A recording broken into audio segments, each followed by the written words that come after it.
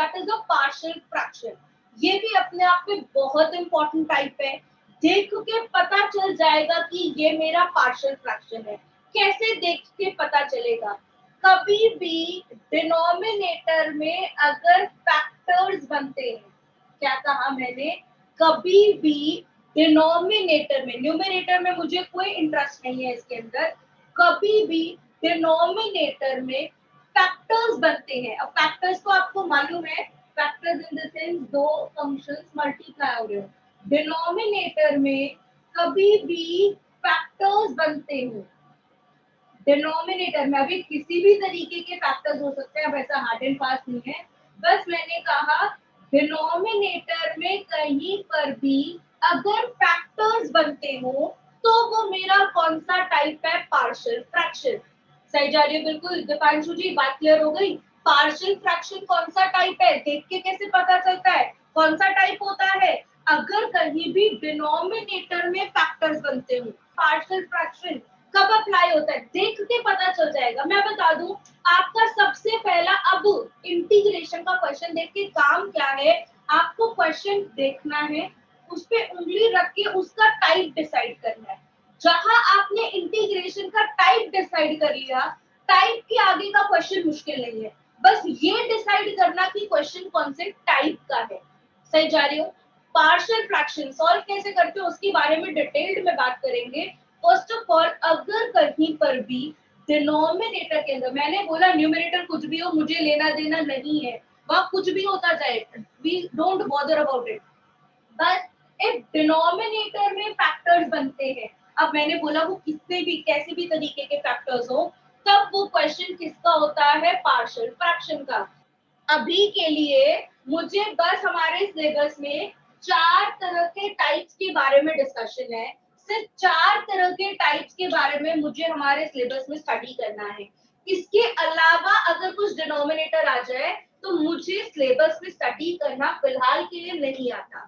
क्या कहा मैंने? पार्शियल फ्रैक्शन देख के पहचानना अगर कहीं पर भी डिनोमिनेटर में फैक्टर्स बनते हो। सिंपल मैंने क्या बोला?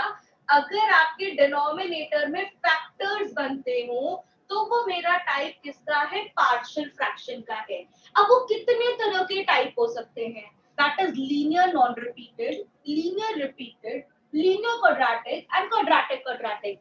यानी कि डिनोमिनेटर में जो फैक्टर्स बनेंगे वो इन कैटेगरीज के हो सकते हैं। फॉर एग्जांपल मैं आपको समझाना चाहूँ, लीनियर नॉन रिपीटेड यानी कि डिनोमिनेटर में जो फैक्टर्स बनेंगे, डिनोमिनेटर में जो फैक्टर्स बनेंगे वो सारे के सारे लीनियर फैक्टर होंगे। लीनियर मतलब उनकी डिग्री 1 होगी।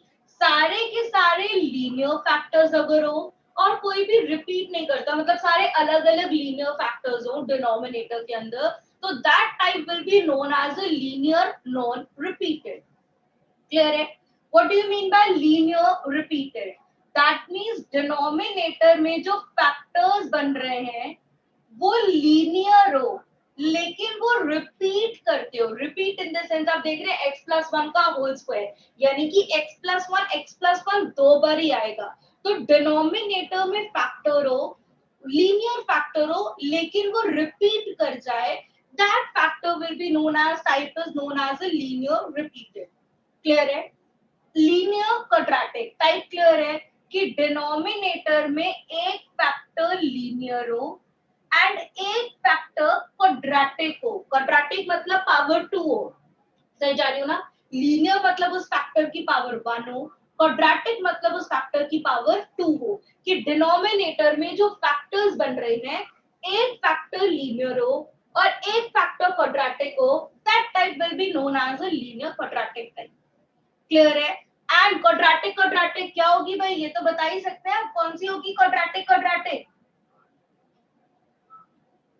डिनोमिनेटर में दोनों फैक्टर्स हो, दोनों के दोनों क्या हो? क्वाड्रेटिक हो। सही जा रही हूँ? हमें पार्शियल फ्रैक्शन स्टडी कर रहे हैं बच्चा। पार्शियल फ्रैक्शन टाइप क्या है पहले तो हमने ये स्टडी किया। पार्शियल फ्रैक्शन टाइप है जब कभी भी डिनोमिनेटर में फैक्टर्स बन जाए, डिनोमिनेटर्स में फैक्टर्स बनते हो तो that type will be known as a partial fraction. अब हमें कितने तरह के टाइप्स करने हैं पार्शियल फ्रैक्शन में? पहला टाइप लीनियर नॉन रिपीटेड, मतलब डिनोमिनेटर में लीनियर फैक्टर बनता हो और कोई भी फैक्टर रिपीट नहीं करता हो, सारे इंडिविजुअल फैक्टर हो। लीनियर रिपीटेड, डिनोमिनेटर में लीनियर फैक्टर्स हो लेकिन कोई फैक्टर रिपीट कर जाए, रिपीट मतलब उसकी पावर हो जाए। सही जा रही हूँ? थर्ड, लीनियर क्वाड्रेटिक, डिनोमिनेटर में जो फैक्टर है वो एक लीनियर फैक्टर हो और दूसरा क्वाड्रेटिक फैक्टर हो, तो that is linear quadratic. And fourth one is quadratic quadratic, that means denominator में क्वाड्रेटिक फैक्टर हो, दोनों के दोनों क्या हो, क्वाड्रेटिक हो। क्वेश्चन नंबर 1 का फर्स्ट पार्ट क्या है? Question, integration of x minus 1 upon में x प्लस 1 x माइनस 2। अब सबसे पहले देखा मैंने डिनोमिनेटर के फैक्टर्स बन रहे हैं, डिनोमिनेटर फैक्टर्स मतलब दो टर्म मल्टीप्लाई हो रही है, लीनियर फैक्टर्स हैं और ये कौन सा टाइप है? Linear non repeated. देख के पहचान में आ जाएगा, डिनोमिनेटर फैक्टर में लीनियर फैक्टर बन रहे हैं, लीनियर नॉन रिपीटेड। अब अगर यहाँ पर आप मेंशन कर देंगे लीनियर नॉन रिपीटेड तो बहुत अच्छा रहेगा, अच्छा इन द सेंस टीचर को लगेगा चलो जी बच्चे ने पढ़ा हुआ है। तो जब भी लीनियर नॉन रिपीटेड टाइप हो हम क्या करते हैं, हमारा प्रोसीजर समझिए। हमने लिखा दिस, जितने भी आपके लीनियर फैक्टर है उतने ए बी आप इंट्रोड्यूस कर देंगे। क्या कहा मैंने? जितने भी आपके लीनियर फैक्टर्स हैं उतने आप ए बी इंट्रोड्यूस कर देंगे। अगर डिनोमिनेटर में 3 फैक्टर्स होते तो ए बी सी इंट्रोड्यूस कर देते। अगर डिनोमिनेटर में 4 फैक्टर्स होते तो A B C D introduce कर देते। क्लियर है? ये लिखने का तरीका टाइप है कि डिनोमिनेटर में जितने भी फैक्टर हैं उतने वेरिएबल आप इंट्रोड्यूस कर देंगे एंड इसे मार्क कर देंगे आप 1। क्लियर है? अब मुझे इन्हें सिंप्लीफाई करना है। सिंप्लीफाई इन द सेंस में एलसीएम ले सकती हूँ। हाँ जी बेबी बताइए, एलसीएम ले सकते हैं? एलसीएम लिया तो डिनोमिनेटर से denominator cancel, that implies a into x minus 2 plus b into x plus 1। Bracket open कीजिए, ब्रैकेट ओपन करके कोफिशिएंट्स को कंपेयर कीजिए। x minus 1 a plus b x plus minus 2a plus b। Comparing the coefficients, मुझे क्या करना है? Comparing the coefficients करना है। कैसे करते हैं compare coefficient? a plus b किसके बराबर होगा? 1 and minus 2a plus b किसके बराबर होगा? माइनस 1। हाँ जी बच्चा, इस स्टेप तक बताइए क्लियर है? मैं फिर एक्सप्लेन करती हूँ। हमारा काम है जितने भी लीनियर नॉन रिपीटेड फैक्टर्स हैं उतने variables a b c d something हम इंट्रोड्यूस कर देंगे। इसके बाद मैंने एलसीएम लिया है, डिनोमिनेटर कैंसिल आउट करके न्यूमरेटर्स इक्वेट किए हैं, न्यूमरेटर इक्वेट करके ब्रैकेट ओपन करके हमने इक्वेशंस बना लिए हैं। इक्वेशंस बनाने तक बताइए किसी को कोई इश्यूज आपका? अब इसके बाद आपका काम क्या है? ये जो a और b की आपने वैल्यू निकाली है इसे 1 में पुट कर दीजिए। क्या स्टेप है?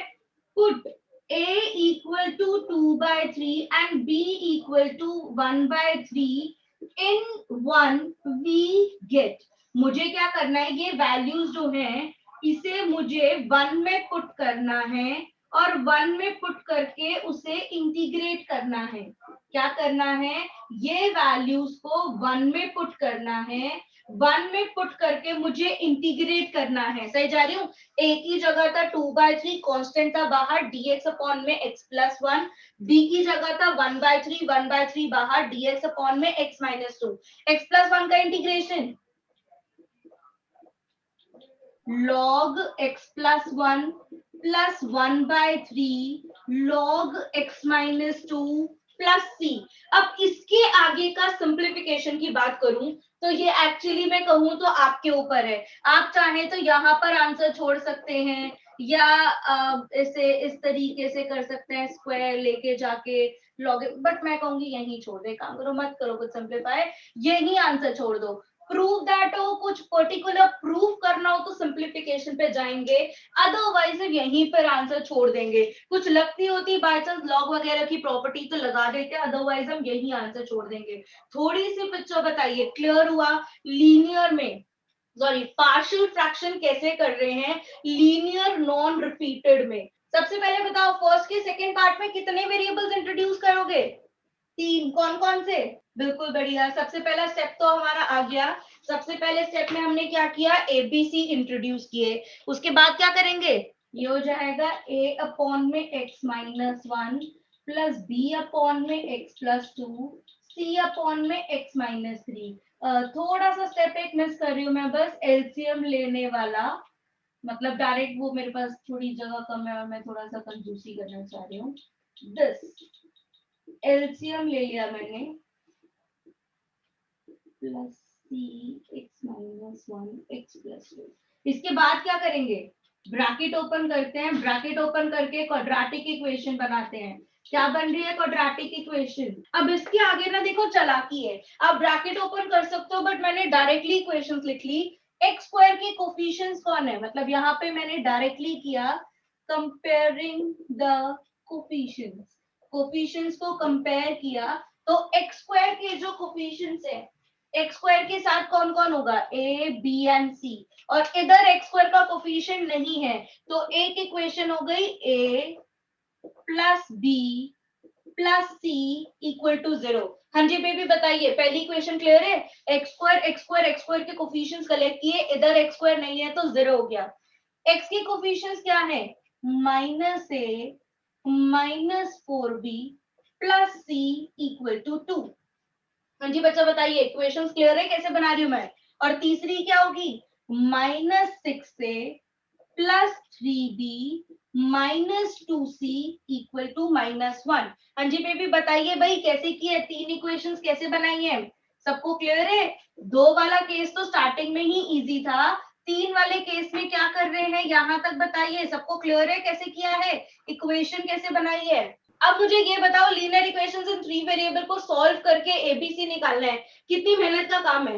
लीनियर इक्वेशंस इन 3 वेरिएबल सॉल्व करना पड़ेगा। पिछले क्लास में तो 2 वेरिएबल था, बड़ा आसान काम था, हमने बहुत इजीली कर लिया। लीनियर इक्वेशंस इन 3 वेरिएबल्स को सॉल्व करना है और 3 वेरिएबल को सॉल्व करके आंसर देना है। भाई अगर सॉल्व करने बैठोगे तो पेपर बहुत ही लंबा चला जाएगा।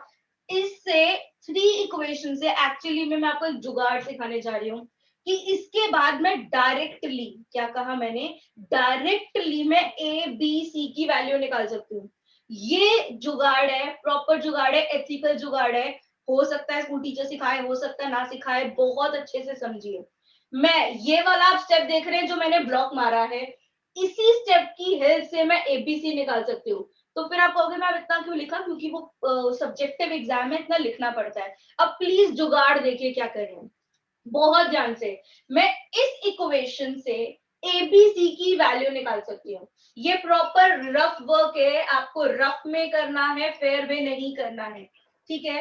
क्या कर रहे हैं? आपके जो फैक्टर्स हैं, बड़े ध्यान से देखिए, कौन कौन से फैक्टर्स हैं? x minus 1 x plus 2 x minus 3। x minus 1 zero कब होगा? जब x की जगह क्या होगा? 1। तो आप क्या कीजिए, एक बारी इस इक्वेशन में x की जगह पे क्या रख दीजिए? 1। एक बारी सबसे पहले ये वाली जो इक्वेशन है, इस इक्वेशन में x की जगह पे क्या रख दो? 1। इस इक्वेशन में तो x की जगह 1 रखते हैं, क्या होगा? 2 माइनस 1 कितना हो जाएगा? LHS 1। सही जा रही हूँ? इसमें रखा 2 इंटू 1 2, 2 माइनस 1 1 इक्वल टू पे आए a। इसमें रखा 1, 1 प्लस 2 कितना हुआ? 3, 1 माइनस 2 कितना हुआ? -2। सही जा रही हूँ? बिल्कुल। क्या किया? पूरी इक्वेशन में जहां पर भी x है उसकी जगह पे क्या रख देना है? 1। अब सिमिलरली b, इसमें रखा 1 माइनस 1 क्या हो गया? 1 माइनस 1, 1 माइनस 1 0। अब 0 किसी से भी मल्टीप्लाई होगा तो यानी कि ये पूरी टर्म क्या हो गई? 0। सिमिलरली इसमें भी x की जगह 1 रखा, तो 1 रखने पे 1 माइनस 1 क्या हुआ? 0। ये भी पूरी इक्वेशन क्या हो गई? 0। तो यानी कि ये, इससे हमने कैलकुलेट किया a की वैल्यू -1/6। हाँ जी बच्चा, क्लियर हुआ कैसे निकाला जुगाड़ से? a की वैल्यू -1/6। और करते हैं, अभी तो हमें a b c तीनों निकालने हैं। एक बारी हमने इससे किया, x की जगह क्या डाला, 1 डाला, तो मुझे एक वेरिएबल मिल गया। सिमिलरली अब इस फैक्टर को जीरो करना। x + 2 जीरो कब होगा? x + 2 जीरो कब होगा? जब x क्या होगा? -2 पे। तो एक बारी x की जगह क्या रख दो, -2। इसी इक्वेशन में रखना है। -2 -2 -4 + 1, ये क्या हो गया, -5। ठीक जा रही है बिल्कुल। अब इसकी जगह -2 डाला, तो -2 + 2 0, तो ये पूरा तो 0 हो गया। तो b के साथ क्या आया, -2 -1 -3 -2 -3 -5, और सेम -2 डाला तो c भी 0 हो गया। तो इससे हमारा b की वैल्यू कितनी आ गई, -1/3। तो b की वैल्यू हमारे पास क्या आ गई, -1/3। सही जा रही हूँ बिल्कुल? क्या करना चाह रही हूँ, ये जुगाड़ हर जगह एप्लीकेबल है। हर जगह मतलब हर जगह पार्शियल फ्रैक्शन में काम आने वाला है। ठीक जा रही हूँ? अब a आ गया, b आ गया, c निकालने के लिए x की जगह क्या रखूं? अब एक 3। बार x की जगह आप क्या रख दीजिए, 3। तो रखते हैं भाई, x की जगह पे 3 रखा, तो क्या हो जाएगा, 2 × 3 6, 6 - 1 = में आ गया 5। 5 आ गया, तो ये हो गया 3 - 3 0, ये भी 0। 3 - 3 0, ये भी 0। c 3 - 1 यानी कि 2, 3 + 2 यानी कि 5। तो c की वैल्यू कितनी आ गई, हाँ, c हमारा कितना आ गया, हाँ, ए बी सी। भाई जुगाड़ से कैसे निकाले हैं, सही है। अब लीनियर इक्वेशंस इन 3 वेरिएबल कैलकुलेट करने में कितना टाइम जाता है ये आप जानते हो। ये जुगाड़ से हम हमेशा ए बी सी की वैल्यू निकाल सकते हैं। ए बी सी की वैल्यूज को निकाल के पुट कर देंगे 1 में, और फिर उसका क्या कर देंगे, इंटीग्रेशन। यही काम है। ए की जगह पे वैल्यू डाली, जो बचा उसका इंटीग्रेशन। बी की जगह पे वैल्यू डाली, अंदर वाले फ्रैक्शन का इंटीग्रेशन। सी की जगह पे वैल्यू डाली, अंदर वाले का इंटीग्रेशन। अब इंटीग्रेशन तो मेरे ख्याल से बहुत आसान है। मैं फिर कहूं, अगर आपको प्रॉपर्टीज आती हैं लगानी तो ठीक है, अदरवाइज आप यहाँ पर भी आंसर छोड़ देंगे तो कोई गलती नहीं है। अब बताइए बच्चा, linear non repeated, linear non repeated कैसे करते हैं? किसी को इस क्वेश्चन में कोई डाउट? हमने 2 वेरिएबल्स आ जाए तो क्या करेंगे, वो बताया। 3 वेरिएबल्स आ जाए तो क्या करेंगे, वो बताया। सबसे इंपॉर्टेंट चीज अगर कुछ है तो भाई ये इसका जुगाड़, एबीसी की वैल्यू निकालने का। बताइए बेबी, सबको क्लियर है? अच्छा मुझे ये बताओ, फर्स्ट के थर्ड पार्ट में क्या करेंगे? क्वेश्चन नंबर फर्स्ट का थर्ड पार्ट, x³ अपॉन में x - 1 x - 2। पहला स्टेप क्या करेंगे, first step, a upon x - 1 plus b upon x - 2। इस क्वेश्चन में सबसे पहला काम मुझे क्या करना है, सबसे पहले डिनोमिनेटर में ब्रैकेट ओपन करने हैं। Degree of numerator greater than degree of denominator है, तो डिवाइड करना है। डिवाइड करने के बाद उसे लिखना है q + r/d। फिर जो r/d होगा उसमें पार्शियल फ्रैक्शन लगाना है। क्वेश्चन नंबर 1 का थर्ड पार्ट बताइए, सबको क्लियर है? ट्राई कर सकते हैं सब। क्वेश्चन नंबर 1 का थर्ड पार्ट। सेकंड के थर्ड पार्ट में क्या करेंगे, इंपॉर्टेंट, टिपिकल, बोर्ड में आ चुका है रिसेंटली, 1-2 साल पहले ही बोर्ड में आया है ये, मतलब like of cousin brother, ditto same भी हो सकता है, मुझे एग्जैक्टली याद नहीं। सेकंड के हम थर्ड पहले पार्ट, sin 2x को एक्सपेंड कर देंगे, उसके उसके बाद बाद कॉमन ले लेंगे sin x को। फिर बिल्कुल उसके बाद बच्चे, वो यहाँ तक सही सोचा। sin x था, sin 2x को 2 sin x cos x लिख दिया, फिर sin x कॉमन ले लिया। अब इसके बाद क्या करूं, यहाँ तक तो सोचा, अच्छी बात है, यहाँ तक तो सब सोच लेते हैं। इसके बाद क्या करूं, इस स्टेप के बाद जो स्टेप है मैंने तारीफ कर दिया, ये टिपिकल और लर्न है, जबरदस्ती कर रही है जो मैं कर रही हूँ। साइन एक्स से मल्टीप्लाई, साइन एक्स से डिवाइड, साइन एक्स से मल्टीप्लाई, साइन एक्स से डिवाइड। अब आप कहोगे मैम ऐसा आपने क्यों किया? ऐसा मैंने इसलिए किया कि डिनोमिनेटर के साइन स्क्वायर एक्स को, डिनोमिनेटर के साइन स्क्वायर एक्स को मैं लिख सकती हूँ cos 1 - cos square x, and then let x is equal to cos x। मतलब t is equal to cos x, तो dt by dx is minus of sin x, यानी कि माइनस dt अपॉन में माइनस इधर लेके जाके मैं t square minus one, one minus two t square minus one को मैंने लिख दिया t minus one t plus one, one minus two T. अब ये कौन सा टाइप हो गया?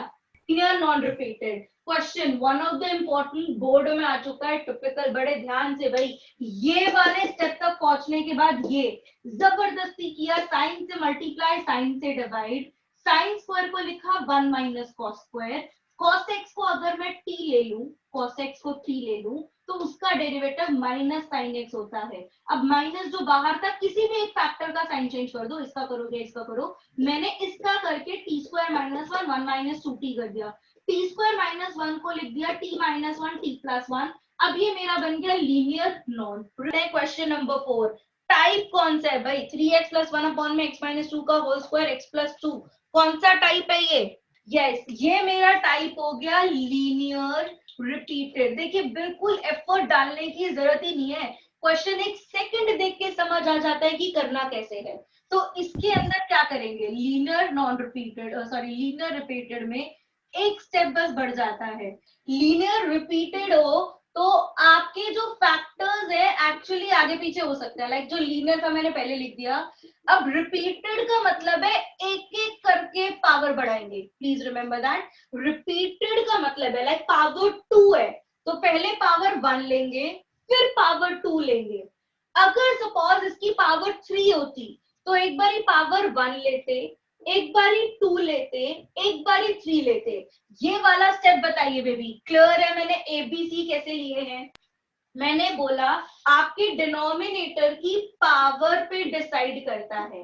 अगर आपके फैक्टर की पावर थ्री है, x माइनस वन का होल क्यूब है, तो आप इसके फैक्टर क्या बनाओगे? a अपॉन में x minus one plus b upon में x माइनस वन का whole square plus c upon में x माइनस वन का होल क्यूब। यानी कि अगर डिनोमिनेटर में लीनियर फैक्टर्स हैं, उनकी जो पावर्स हैं उतने वेरिएबल इंट्रोड्यूस करने, एक एक पावर बढ़ा के। अब इसके अंदर क्या है, ये वाला तो लीनियर फैक्टर था, इसका एक फैक्टर बना के मैंने खत्म कर दिया। इसकी पावर टू थी तो एक बारी वन पावर ली, एक बारी टू पावर ली। अब बताओ ये मैंने कैसे कैलकुलेट किया है, किसी को कोई दिक्कत? अब इसके आगे बिल्कुल सेम क्राइटेरिया जो पहले करते थे। क्या करते हैं भाई इसके आगे? एलसीएम, बिल्कुल सेम मैंने बोला जो अभी तक करते आए हैं, बिल्कुल सेम। एलसीएम लेंगे, एलसीएम लेने के बाद इसे कैलकुलेट करेंगे, फिर वही जुगाड़ अप्लाई करेंगे, जुगाड़ अप्लाई करके एबीसी की वैल्यू निकालेंगे, इक्वेशन निकालने के बाद जुगाड़ अप्लाई करेंगे। चलिए स्टार्ट करते हैं। x plus two X minus two plus C X plus two. ये स्टेप बहुत इंपॉर्टेंट है क्योंकि जो जुगाड़ अप्लाई करते हैं वो इसी स्टेप पे करते हैं। इसके आगे लेकिन आपको इक्वेशंस दिखानी जरूरी होती है अकॉर्डिंग टू योर सीपीएसई। आपकी इक्वेशन के मार्क्स होते हैं तो इक्वेशन शो करनी पड़ेगी। 3x plus 1 a x square minus 4x plus 4 plus b x square minus 4 plus c x plus 2। अब आप इक्वेशंस इसके बाद डायरेक्टली लिख सकते हैं। x स्क्वायर के साथ कौन है? a और b, कंपेयरिंग द कोफिशिएंट्स कर लीजिए, इसी स्टेप पे कर लीजिए, और ब्रैकेट ओपन करना है और कर लीजिए, या फिर यहीं पे आंसर दे देंगे। x स्क्वायर कौन है? a प्लस b, इधर x स्क्वायर नहीं है तो जीरो। x की टर्म्स कौन है? x की टर्म है माइनस फोर ए, इधर x नहीं है इधर है, प्लस c, कोफिशिएंट क्या होगा?